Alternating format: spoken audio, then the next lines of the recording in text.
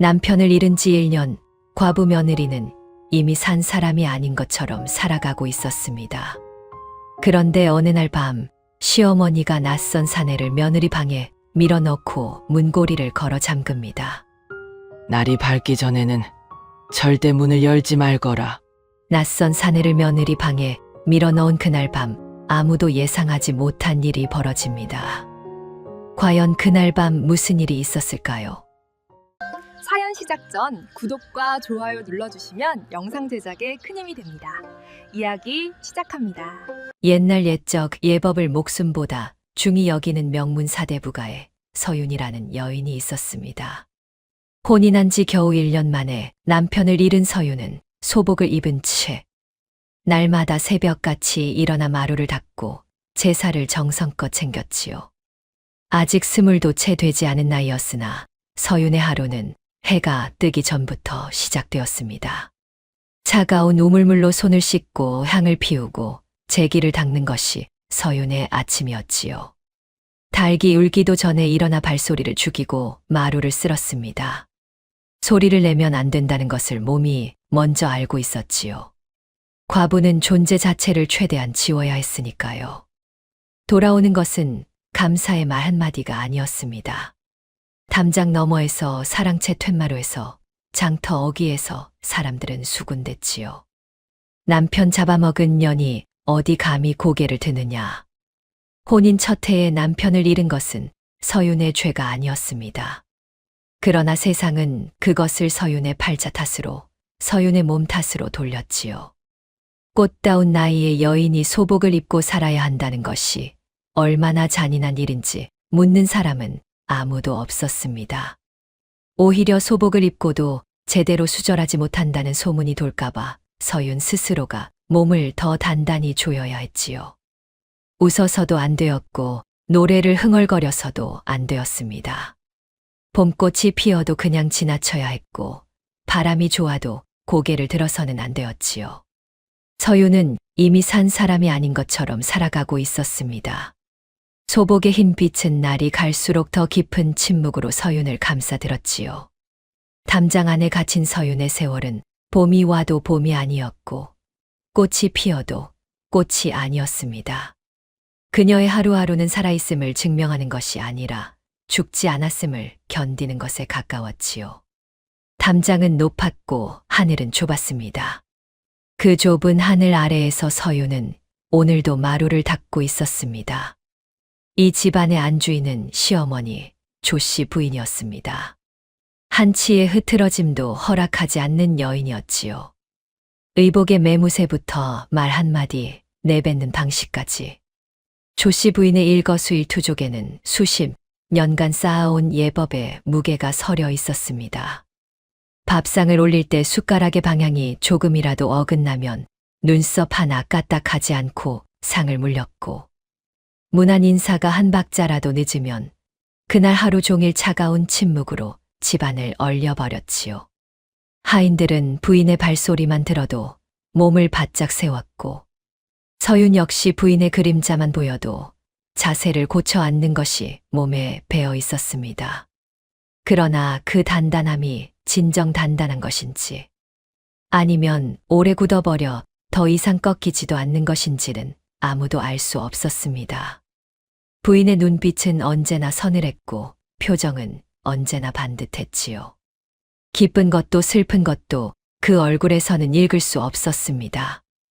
마치 오래전에 그 모든 것을 스스로 덜어내버린 사람처럼요. 어느 날 밤 조씨 부인은 서윤을 조용히 안방으로 불러들였습니다. 등잔불이 일렁이는 방 안에는 두 사람뿐이었지요. 부인은 말없이 무언가를 서윤의 앞에 내밀었습니다. 서늘하게 빛나는 은장도였습니다. 작고 날카로운 칼날이 등잔불 아래에서 차갑게 반짝였지요. 가문의 여인은 이것 하나로 제 몸을 지킨다. 언제든 뜻이 흔들리거든 이것을 기억하거라. 차갑기 짝이 없는 말이었습니다. 협박인지 가르침인지조차 분간하기 어려운 말이었지요. 서윤은 은장도를 내려다보며 손이 떨리는 것을 느꼈습니다. 그러나 부인의 눈빛을 올려다보는 순간 서윤은 설명할 수 없는 무언가를 보았지요. 단순한 위협이 아니었습니다. 오랜 세월 자신의 고통을 눌러온 자가 내뱉는, 그래서 더욱 쓸쓸한 말처럼 들렸습니다.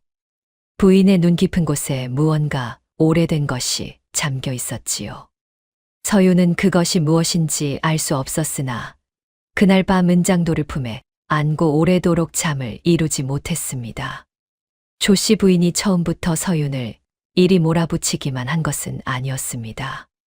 부인은 오래전부터 서윤을 친정으로 돌려보내는 방법을 여러 차례 시도해 왔었지요.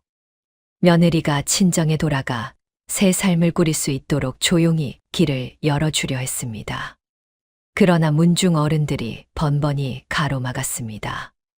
과부 며느리를 내보내면 가문의 채통이 무너진다는 이유였지요. 며느리의 삶보다 가문의 체면이 먼저였던 것입니다. 부인은 포기하지 않았습니다.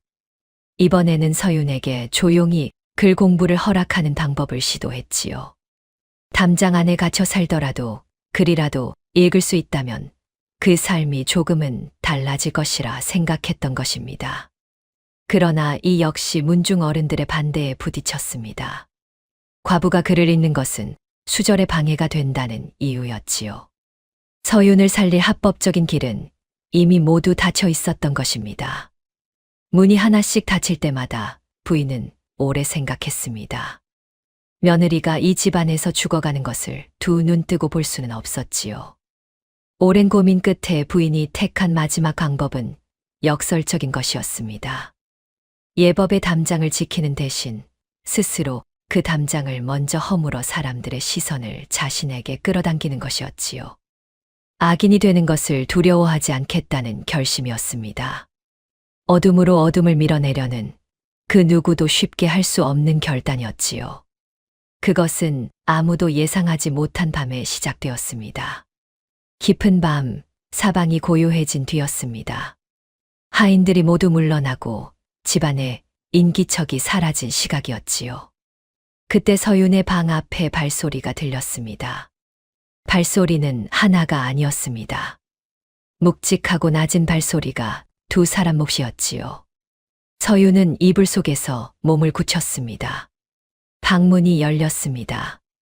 조 씨 부인이 검은 보따리를 든 건장한 사내를 앞세우고 서윤의 방 앞에 서 있었습니다. 사내의 얼굴은 삿갓으로 깊이 가려져 있었고 발소리조차 내지 않았지요. 부인은 사내를 방 안으로 밀어넣고 밖에서 문고리를 걸어 잠갔습니다. 쇠사슬이 문고리에 감기는 소리가 밤의 정적을 갈랐지요. 찰깍하고 잠기는 그 소리가 서윤의 귀에는 유난히 크게 들렸습니다. 부인의 목소리는 낮고 단호했습니다. 날이 밝기 전에는 절대 문을 열지 말거라. 그것이 전부였습니다. 발소리가 멀어지고 다시 고요해졌지요. 방 안에는 서윤과 낯선 사내만이 남았습니다. 서윤은 구석으로 몸을 바짝 붙인 채 숨을 참았습니다. 낮에 건네받은 은장도를 두 손으로 꼭 쥔 채였지요. 손이 떨렸으나 눈은 어둠 속 사내를 향해 고정되어 있었습니다. 마당에는 바람 한 점 없었고 하늘의 별마저 숨어버린 듯 캄캄한 밤이었습니다.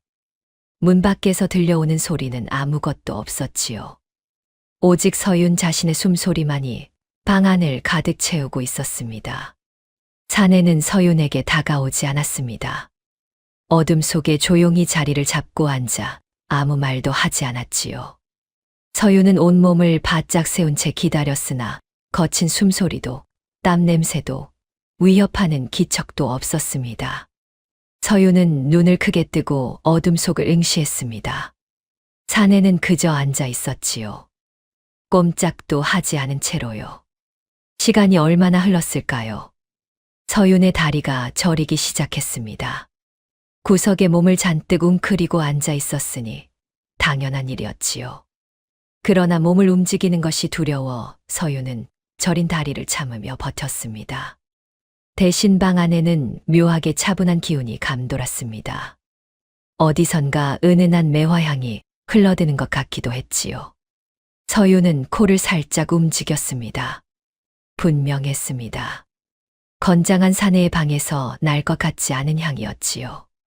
거칠고 강한 냄새가 아니라 서책이나 약초를 오래 가까이 한 사람에게서만 날 것 같은 은은하고 정갈한 냄새였습니다. 서윤은 자신도 모르게 은장도를 쥔 손의 힘이 조금씩 풀리는 것을 느꼈습니다. 공포는 여전히 남아 있었으나 그 안에 작은 의문 하나가 싹트고 있었지요. 이 기묘한 고요함은 무엇인가? 해를 끼치려는 자라면 어찌 이리 조용할 수 있단 말인가? 서윤은 떨리는 눈으로 어둠 속 사내의 윤곽을 바라보았습니다. 밤은 길었고 날이 밝으려면 아직도 한참이 남아 있었습니다. 서윤은 그 긴 밤을 숨을 죽인 채 버텼지요. 무서움과 의문이 뒤섞인 채로 날이 밝아오는 것을 기다리며 이튿날 새벽 하인들의 눈에 낯선 것이 들어왔습니다. 서윤의 방에서 나오는 낯선 사내의 그림자였지요. 하인들은 눈을 비비며 서로를 바라보았습니다. 닭이 울기 전에 이른 시각이었으나 그들의 눈은 분명했습니다. 본 것을 본 것이라 하지 않을 수 없었고 들은 것을 들은 것이라 하지 않을 수 없는 것이 사람의 입이었지요. 아침 해가 채 뜨기도 전에 하이 하나가 담장 너머 이웃집 몸종에게 소곤댔고 그 몸종은 우물가에서 또 다른 이에게 소곤댔습니다. 소문은 불이 마른 볏짚을 타고 번지듯 골 구석구석을 달렸습니다. 열여무는커녕 음탕한 과부가 났다더라. 그 집 며느리가 밤마다 사내를 들인다지 않느냐. 시어머니가 알고도 모른 척한다더구먼. 참 이상한 집안이야. 장터에서 우물가에서 서당 앞에서 사람들은 저마다 한마디씩 보태었습니다. 소문은 입을 거칠수록 부풀어 올랐고 시간이 지날수록 더욱 기괴한 모양을 갖추어 갔지요. 가문의 위신이 흔들리기 시작했습니다. 그러나 조씨 부인은 흔들리지 않았습니다. 오히려 이 상황을 진작에 예상이라도 한 것처럼 집안을 조용히 지키며 어떤 해명도 하지 않았지요. 하인들이 조심스럽게 소문을 전해도 부인은 눈썹 하나 까딱하지 않았습니다. 그 침묵이 오히려 사람들의 입방아를 더욱 부채질했지요. 부인이 왜 저러는지 아무도 알 수 없었습니다. 사내는 그날 밤도 그 다음 날 밤도 서윤에게 손을 대지 않았습니다. 첫날 밤을 넘기고 나서야 서윤은 조금씩 경계를 풀기 시작했지요. 은장도를 쥔 손의 힘을 완전히 놓지는 않았으나 구석에서 방 한가운데로 자리를 조금 옮겼습니다. 사내는 여전히 말이 없었고 서윤을 향해 눈길 한 번 주지 않았지요. 사흘째 되던 밤이었습니다. 사내가 검은 보따리를 천천히 풀었습니다. 서윤은 몸을 굳혔지요. 그러나 보따리 안에서 나온 것은 서윤이 상상하지 못했던 것들이었습니다. 차곡차곡 접힌 종이와 붓, 그리고 세상에 좀처럼 나돌지 않는 귀한 서책들이었지요. 사내는 그것들을 등잔불 밑에 가지런히 내려놓고 말없이 붓을 들어 서윤 쪽으로 조심스럽게 밀었습니다. 서윤은 한참을 그 붓을 바라보았습니다. 혼인 전 어린 시절 글자를 처음 배우던 날이 아득하게 떠올랐지요. 붓을 처음 잡던 날의 설렘이, 글자가 모여 문장이 되던 날의 기쁨이 스쳐 지나갔습니다. 그러나 며느리가 된 뒤로는 붓을 집어드는 것조차 허락되지 않았습니다. 여인이 글을 안다는 것은 이 집안에서 자랑이 아니라 허물이었으니까요. 그렇게 서윤의 손은 점점 붓대신 빗자루와 걸레에 익숙해져 갔지요. 서윤은 떨리는 손으로 붓을 집어들었습니다. 죽음보다는 낫다는 생각으로 시작한 것이었으나 붓끝이 종이에 닿는 순간 가슴 한구석에서 무언가 조용히 깨어나는 기분이 들었습니다. 오래 잠들어 있던 것이 눈을 뜨는 것 같은 느낌이었지요. 사내는 서윤이 쓴 글자를 가만히 들여다보다가 고개를 끄덕이거나 거친 필체로 문장을 고쳐주었습니다. 말은 없어도 가르침은 분명했지요. 처음에는 글자를 읽는 것조차 버거웠습니다. 손이 굳어 있었고 무슨 말을 써야 할지 알 수 없었지요. 오랫동안 마음속에 담아두었던 말들이 막상 붓을 들면 어디서부터 꺼내야 할지 몰라 흩어졌습니다. 첫날 밤 서윤이 종이에 쓴 것은 겨우 자신의 이름 석자뿐이었지요. 그러나 며칠이 지나자 달라지기 시작했습니다. 서윤은 자신도 몰랐던 것을 하나씩 깨달아 가고 있었습니다. 얼마나 오래 글이 그리웠는지를, 얼마나 오래 마음속에 말이 쌓여 있었는지를, 담장 안에서 소복을 입고 숨죽이며 살아온 세월 동안 입 밖으로 내지 못했던 것들이 붓끝을 통해 조금씩 흘러나오기 시작했지요. 두려움이 서서히 걷히고 그 자리에 묘한 해방감이 들어찼습니다.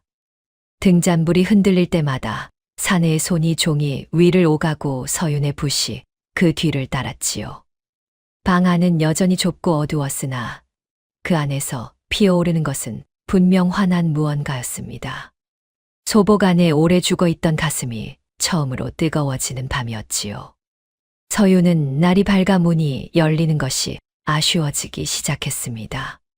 소문이 걷잡을 수 없이 퍼지자 문중 어른들이 직접 움직이기 시작했습니다. 어느 날 아침 대문 밖에서 굵은 목소리들이 쏟아졌지요. 시숙들과 문중 어른들이 때를 지어 몰려온 것이었습니다.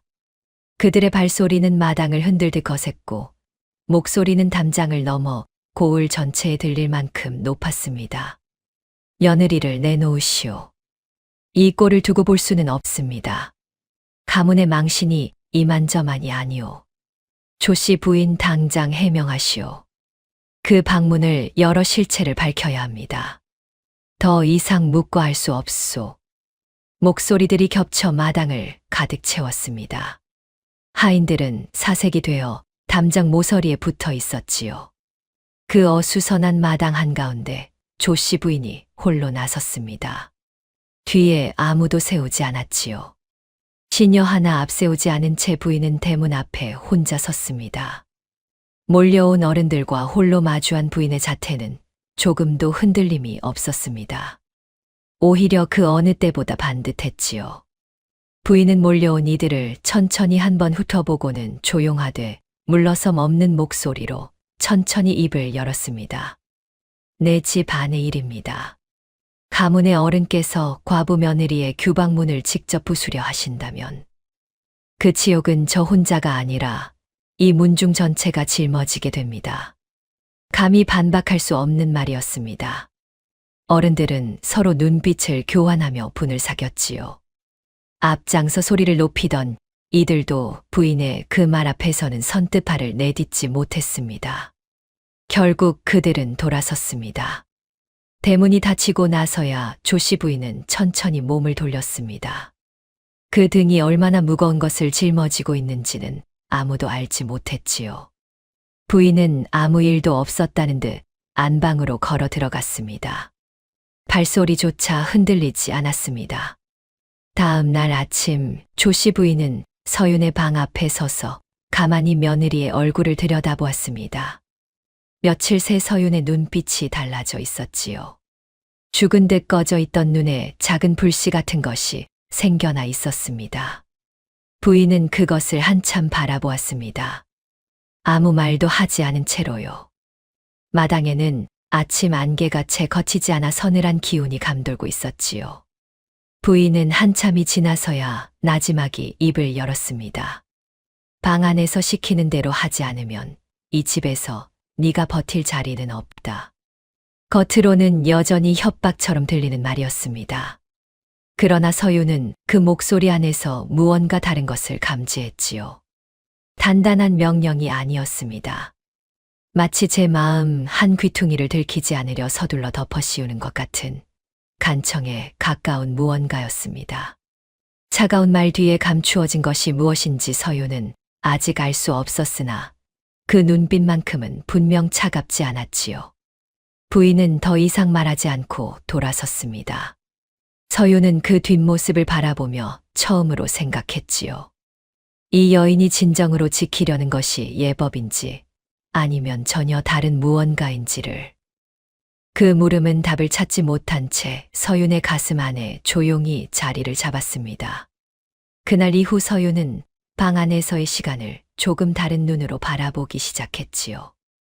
날이 거듭될수록 서윤은 이상한 점들을 하나씩 발견해 가고 있었습니다. 사내의 손이 붓을 쥐는 방식이 유달리 부드러웠지요. 거친 일을 해온 사내의 손이라면 을의 마디가 굵고 손바닥에 굳은 살이 박혀 있어야 마땅했습니다.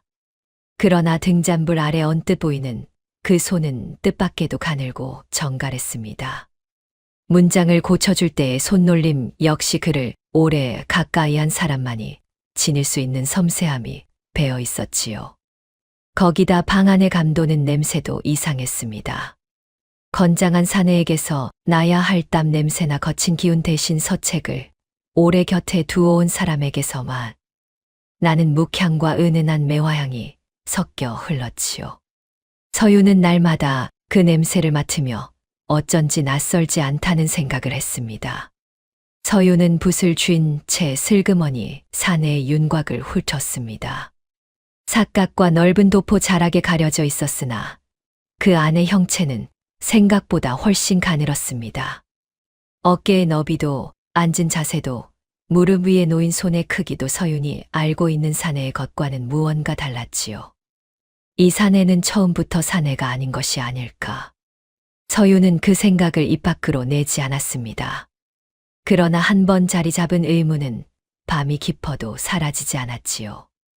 오히려 날이 갈수록 더 또렷하게 굳어져 갔습니다. 서윤은 그 의문을 품은 채 오늘 밤도 붓을 들었습니다. 떨리는 것은 손이 아니라 가슴이었지요. 그것은 전혀 예상치 못한 순간에 일어났습니다. 밤이 깊어 두 사람이 나란히 등잔불 아래 앉아 있을 때였습니다. 서윤이 쓴 문장을 들여다보던 사내가 몸을 앞으로 기울이는 순간 사각고리가 걸리며 상투가 한꺼번에 풀렸습니다. 찰나의 일이었습니다. 쏟아져 내리는 긴 머리카락이 등잔불 아래에서 검게 빛났습니다. 서윤은 그 자리에 굳어버렸지요. 손에 들고 있던 붓이 종이 위로 힘없이 떨어졌습니다. 가슴이 쿵 내려앉는 소리가 들리는 것 같았지요.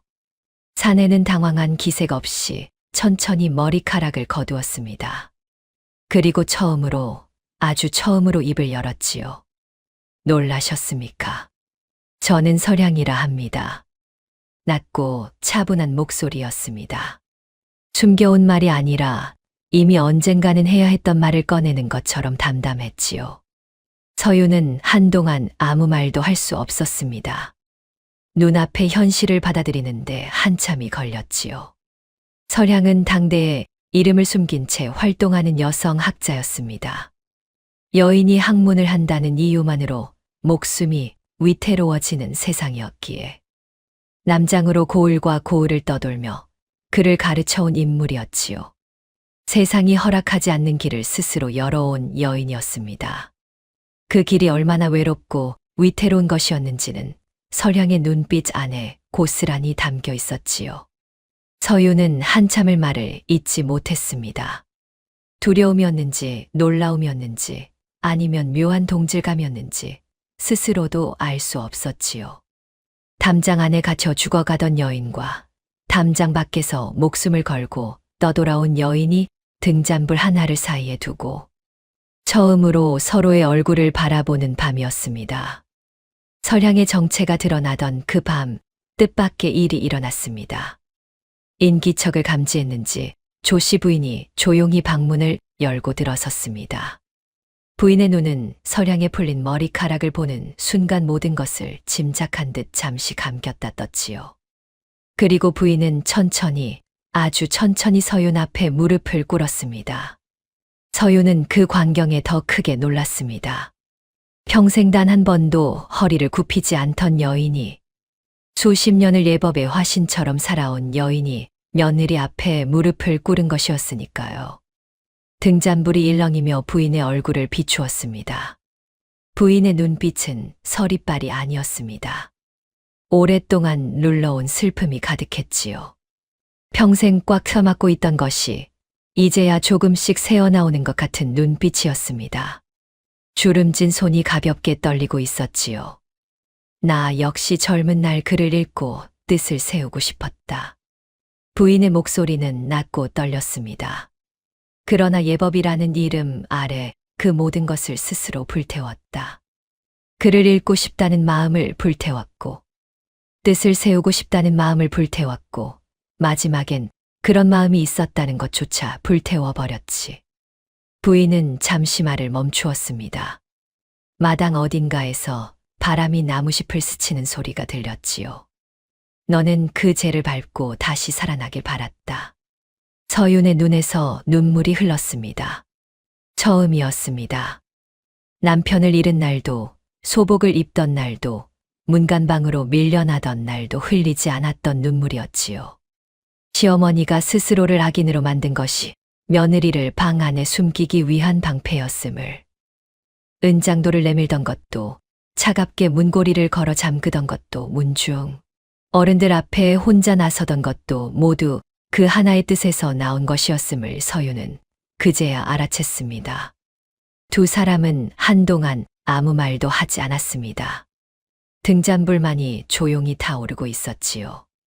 그날을 놓치지 않은 것은 담장 밖의 사람들이었습니다. 밤사이 무언가 심상치 않은 일이 벌어졌다는 기척이 하인들을 통해 새어나갔고, 소문은 다음 날 아침이 밝기도 전에 마을 전체로 번졌습니다. 문중 어른들과 마을 사람들이 다시 한번 떼를 지어 몰려왔지요. 이번에는 빈손이 아니었습니다. 몽둥이를 든 사내들이 대문을 박차고 들어서며 외쳤지요. 더 두고 볼 수 없소. 그 방문을 당장 열어 실체를 밝혀야겠소. 조씨 부인이 앞을 가로막았으나 이번에는 숫자가 달랐습니다. 부인 혼자 막아낼 수 있는 상황이 아니었지요. 몽둥이가 방문에 내리찍히기 시작했습니다. 문틀이 흔들리고 빗장이 덜컥거렸습니다. 한 번, 두 번, 세 번. 낡은 문이 버텨내기에는 너무 거센 힘이었지요. 방 안에서 서윤과 서량은 서로를 바라보았습니다. 도망칠 곳은 없었고 숨을 곳도 없었지요. 서량의 눈빛은 두렵다기보다 담담했습니다. 이런 순간을 이미 여러 번 겪어온 사람의 눈빛이었지요. 서윤은 그 눈빛을 보며 오히려 자신의 흔들리는 마음을 다잡았습니다. 그 순간 조씨 부인이 방 안으로 뛰어들며 서윤의 손을 꼭 잡았습니다. 차가운 손이었으나 그 안에 담긴 힘은 뜨거웠지요. 부인의 목소리는 여전히 낮고 단단했습니다. 두려워 마라. 이제 네가 붓을 쓴 것이 내 몸을 지켜줄 것이다. 문이 부서지기 직전의 찰나였습니다. 빗장이 마지막으로 한 번 더 흔들렸지요. 문이 부서졌습니다. 쏟아져 들어오는 사람들의 발소리가 마당을 가득 채웠지요. 그들의 눈이 방 안을 빠르게 훑었습니다. 흐트러진 자리와 낯선 사내를 기대했을 것이었습니다. 그러나 방 안에는 가지런히 쌓인 서책들과 빼곡하게 글이 적힌 종이들만이 가득했지요. 등잔불 아래 정갈하게 놓인 붓과 벼루가 그 모든 것을 말해주고 있었습니다. 사람들은 잠시 어리둥절한 표정으로 서로를 바라보았습니다. 그 순간 서윤이 앞으로 나섰습니다. 평생 뒤에 서 있던 여인이었습니다. 소복을 입은 채 늘 고개를 숙이고 담장 안에서만 살아온 여인이었지요. 그 서윤이 뒷걸음치는 대신 앞으로 걸어 나왔습니다. 그동안 서량과 함께 밤마다 써내려간 시문들을 두 손으로 들어 마당 가득 뿌렸지요. 종이들이 바람을 타고 사람들의 발 아래로 흩어졌습니다. 몽둥이를 든 사내들의 발이 멈췄습니다. 누군가 허리를 굽혀 종이를 집어들었습니다. 읽기 시작한 사람들의 낯빛이 조금씩 굳어갔지요.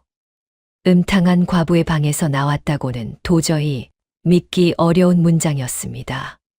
나라의 법도를 논하고 백성의 도리를 말하고 사람이 사람답게 살아야 할 이치를 담은 문장이었지요. 글자 하나하나에 오랫동안 눌려온 사람의 간절함이 배어 있었습니다. 마당이 고요해졌습니다. 방문을 부수러 달려왔던 사람들이 종이를 손에 든 채 서로를 바라보았습니다. 무어라 말을 이어야 할지 아무도 알지 못하는 침묵이었지요. 서윤은 흐트러진 옷매무새를 가다듬고 그 침묵 한가운데 서 있었습니다. 처음으로 아무것도 두렵지 않은 얼굴로. 소복의 흰빛이 아침 햇살을 받아 고요하게 빛나고 있었지요. 소동이 관아에 알려지는 데는 오랜 시간이 걸리지 않았습니다. 사또가 직접 포졸들을 앞세우고 나타난 것은 마당의 침묵이 채 가시기도 전이었지요. 사또는 흩어진 종이들과 부서진 방문, 그리고 그 한가운데 서 있는 서윤을 차례로 훑어보았습니다. 오랜 관직 생활로 단련된 눈이었으나 그 눈에도 잠시 당혹스러움이 스쳤지요. 과부의 규방에서 밤마다 사내가 드나들었다는 고변이 들어왔소. 이 자리에서 낱낱이 밝히시오. 조씨 부인이 앞으로 나서며 서량이 쓴 글을 두 손으로 받쳐 올렸습니다. 서량이 그 곁에 서서 낭독을 시작하려는 순간이었지요. 사또가 손을 들었습니다. 과부가 올린 글을 관아에서 공식으로 읽는 것은 전례 없는 일이오. 이 글은 받을 수 없소. 마당에 몰려있던 문중 어른들 사이에서 술렁임이 일었습니다. 분위기는 순식간에 서윤에게 불리하게 기울었지요. 조씨 부인의 입술이 굳게 다물렸습니다. 반박할 명분을 찾지 못하는 눈빛이었지요. 마당 곳곳에서 비웃음 섞인 목소리들이 새어나오기 시작했습니다. 그 순간 서윤이 앞으로 나섰습니다. 평생 뒤에 서 있던 여인이었습니다. 그 서윤이 사또 앞에 천천히 무릎을 꿇었지요. 마당이 쥐 죽은 듯 고요해졌습니다.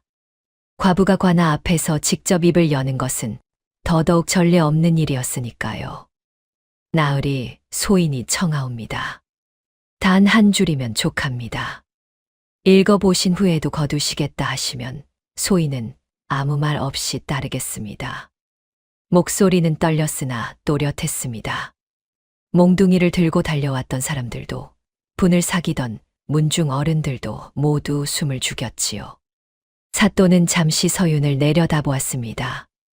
무릎을 꿇은 채로도 흔들리지 않는 눈빛이었습니다. 긴 침묵이 흘렀습니다. 사또가 천천히 손을 뻗었습니다. 조씨 부인이 올린 글을 집어들었지요. 마당에는 바람 한 점 없었고 모두의 시선이 사또의 손에 쏠렸습니다. 사또의 눈이 글을 따라 천천히 움직였습니다. 한 줄, 두 줄, 그리고 세 줄. 사또의 손이 멈췄습니다. 다시 처음으로 돌아가 읽기 시작했지요. 이번에는 더 천천히, 더 깊이. 몸을 가두는 것이 절개가 아니라 뜻을 세우는 것이 진정한 도리라는 문장 앞에서 사또는 오래도록 시선을 거두지 못했습니다. 글의 힘에 압도된 사또는 함부로 입을 열지 못했지요. 마당의 침묵이 길어질수록 분위기는 조금씩 달라지고 있었습니다. 분위기는 조금씩 달라지고 있었습니다. 사또가 글을 손에 든 채 고개를 들었을 때 마당의 공기는 이미 달라져 있었습니다. 이 글을 쓴 자가 누구요? 그 순간 조씨 부인이 앞으로 나섰습니다. 소인의 문화생이 며느리를 가르친 것이옵니다. 다만 그 사람은 지금 이 자리에 없습니다. 사또의 눈이 마당을 한번 훑었습니다. 삿갓을 깊이 눌러 쓴 채 뒤편에 서 있는 인물이 눈에 걸렸으나 부인의 말을 정면으로 뒤집을 명분은 없었지요. 글을 쓴 자의 정체보다 글 자체가 이미 사또의 손 안에 있었으니까요. 사또는 잠시 그 인물을 바라보다가 시선을 거두었습니다. 부인은 품 안에서 문서 하나를 꺼내 사또에게 올렸습니다. 문화생을 드리는 데 쓴 전 재산의 내역이 적힌 문서였지요. 부인이 평생 모아온 것들이었습니다. 폐물도 전답도 혼인 때 가져온 비단도 모두 그 안에 있었지요. 한 여인이 평생에 걸쳐 쌓아온 것들이 낱낱이 적혀 있었습니다. 사또는 문서를 펼쳐 한 줄씩 읽어 내려갔습니다. 낯빛이 조금씩 굳어졌지요. 마당에 몰려있던 문중 어른들과 마을 사람들도 그 침묵의 무게를 느끼며 술렁임을 멈추었습니다. 서윤은 그제야 알았습니다. 조씨 부인이 처음부터 지켜온 것이 예법이 아니었음을. 며느리 앞에서 악인이 되는 것을 두려워하지 않았던 것도, 문중 어른들 앞에 혼자 섰던 것도, 스스로의 재산과 명판을 모두 내건 것도 오직 하나의 뜻에서 나온 것이었음을. 담장 안에서 죽어가는 며느리를 살리기 위해 자신의 모든 것을 태운 것이었습니다. 글을 쓴 자의 정체는 끝내 밝혀지지 않았습니다. 그러나 마당에 흩어진 종이들과 부인이 올린 문서만으로도 진실은 충분히 드러나 있었지요.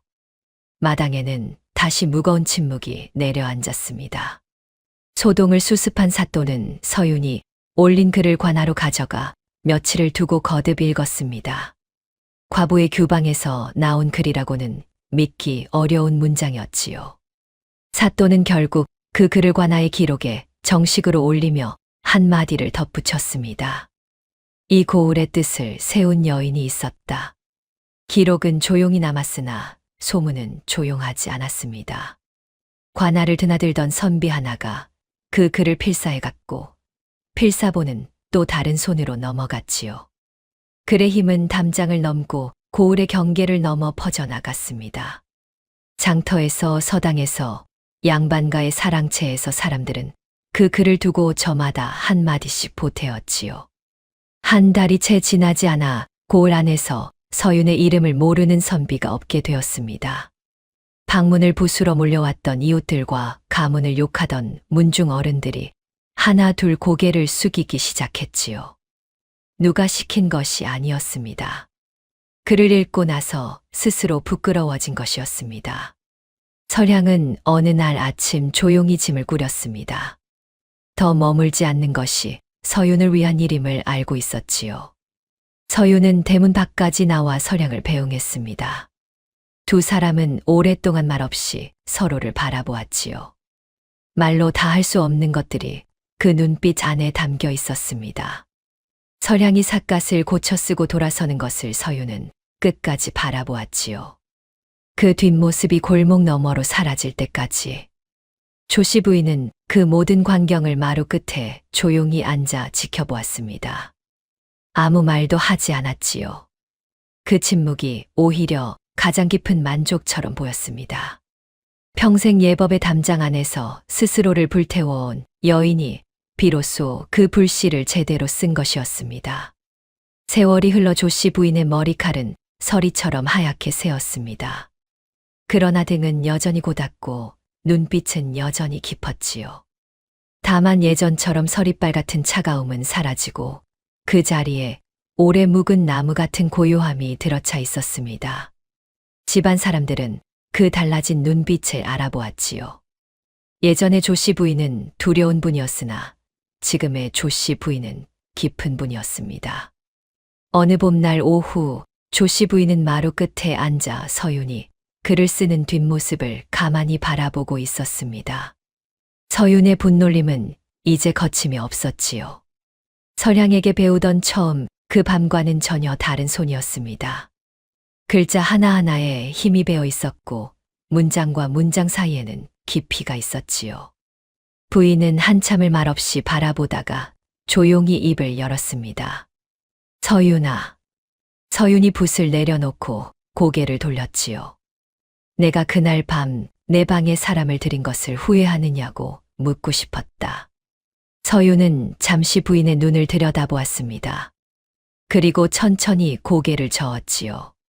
어머님, 저는 그 밤 처음으로 살고 싶다는 마음이 생겼습니다. 조씨 부인은 아무 말도 하지 않았습니다. 그저 시선을 마당으로 돌렸지요. 마당 가득 봄볕이 내려앉고 있었습니다. 평생 한 번도 허락하지 않던 것을 그 눈빛이 대신 말해 주고 있었지요. 눈물도 아니고 웃음도 아닌 오랫동안 눌러온 무언가가 비로소 내려앉는 표정이었습니다. 그 뒤로 두 사람의 일상은 조용히 달라졌습니다. 예전에는 며느리가 시어머니의 눈치를 살피며 하루를 보냈다면 이제는 두 사람이 같은 마루 끝에 나란히 앉아 각자의 방식으로 하루를 보내는 날이 많아졌지요. 서윤이 글을 쓰면 부인은 그 곁에서 말없이 바느질을 했습니다. 말은 많지 않았으나 그 침묵이 예전의 차가운 침묵과는 전혀 다른 것임을 두 사람 모두 알고 있었지요. 어느 날 저녁 부인이 서윤이 쓴 글을 집어들어 천천히 읽었습니다. 다 읽고 나서 부인은 아무 말 없이 그 종이를 반듯하게 접어 품 안에 넣었지요. 서윤은 그 모습을 바라보며 아무것도 묻지 않았습니다.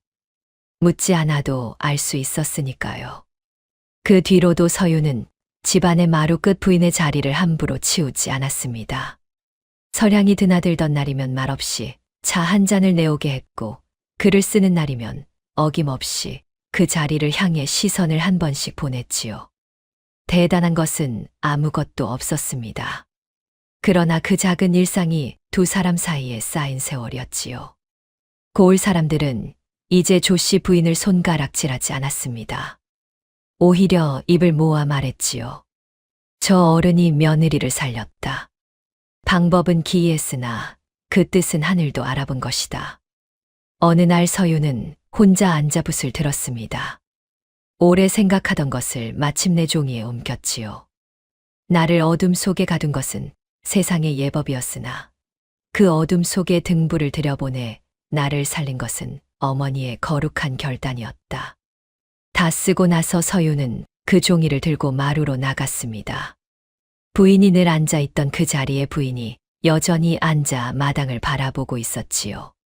서윤은 말없이 그 곁에 나란히 앉아 종이를 내밀었습니다. 부인은 천천히 받아 읽었습니다. 그리고 종이를 반듯하게 접어 품 안에 넣었지요. 두 사람은 그렇게 한참을 나란히 앉아 봄볕이 지는 것을 바라보았습니다. 말은 없었으나 그 침묵이 어떤 말보다 깊고 단단했지요. 예법이라는 이름의 감옥 안에서 스스로를 태워온 여인과 그 제 위에서 피어오른 여인이 나란히 앉아 같은 하늘을 바라보는 오후였습니다. 담장은 여전히 높았으나 두 사람이 앉아있는 그 마루만큼은 세상 어디보다 넓고 자유로웠지요. 사람들은 오래도록 이 이야기를 전했습니다. 담장이 높을수록 그 안에 갇히는 것은 사람만이 아니라 사람의 뜻이라는 것을. 그리고 가장 기이한 사랑은 때로 차가운 얼굴을 하고 찾아온다는 것을. 은장도를 건네던 손이 결국 가장 따뜻한 손이었음을. 영상 시청해 주셔서 감사합니다. 그럼 더 감동적인 영상으로 찾아뵙겠습니다. 모두 행복한 하루 보내세요.